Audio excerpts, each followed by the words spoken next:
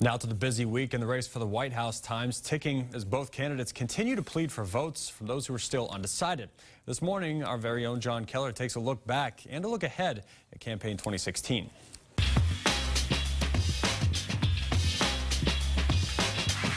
Good morning. 2 weeks from Tuesday, it'll be up to you. No more debates, no more spin, no more analysis, just you in the quiet of the voting booth. Don't forget to get out and vote and then watch your vote count. Starting at 8 o'clock election night on MyTV 38, our sister station, will be wall-to-wall all night long with election coverage. Anyway, here to talk about what happened in that final debate and what happens next, our guest analysts, Joanna Weiss and Charley Manning. Welcome to both of you. Good morning, John. Okay, so I thought in Wednesday night's debate that Donald Trump was doing very well for about the first half hour until Hillary Clinton started hitting his oh-so-familiar hot buttons, challenging his business practices, claiming he choked in his meeting with the Mexican president and so on.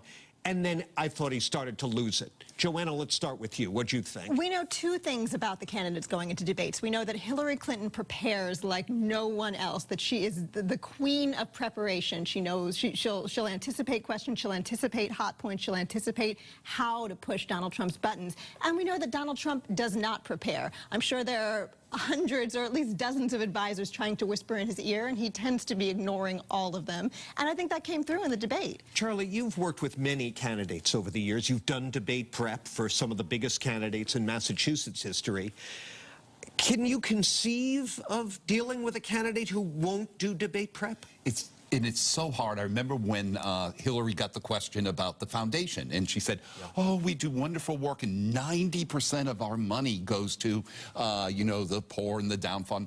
Yeah. They just had their report come out. It's 6%. Right. 94% on overhead, and 6% goes to people. You don't think he would have been prepared and have known that? That could have been a real turning point in the debate. What's the mentality? Help us understand it. I think he just thinks that he's done things a certain way. It's been successful for him. I think, you know, those big cattle call debates that he did during the Republican primaries, he was able to bide his time. He didn't need to prepare for those, really.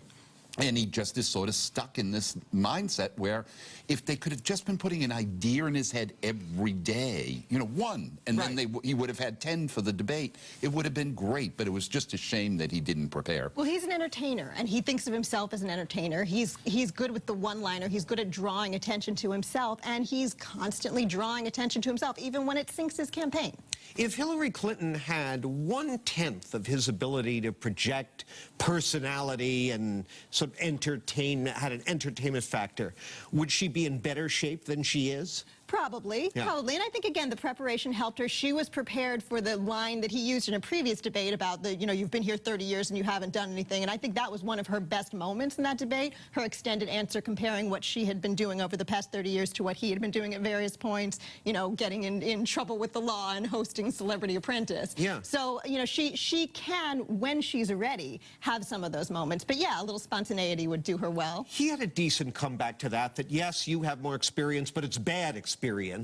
But a lot of times he would throw out good lines, but then not expand on them, Charley. Again, does that speak to poor prep? Yeah, well, you always tell the candidates, they give these answers a lot, so they develop sort of a shorthand version of them, where they think everybody knows it, so you don't have to give the whole story. So you tell them to be a little more expansive and tell the whole story every time. He talks in political shorthand, and that doesn't work as well because most folks say, what did that mean, you know? Right, and in a 90-minute debate, you've got time to expand, but you've got to step up and do it. Exactly. Right. Okay, we got to take a break. When we come back, there are local issues on your ballot 2 weeks from Tuesday, and we'll talk about one of the hottest ones when we return. Please stay with us.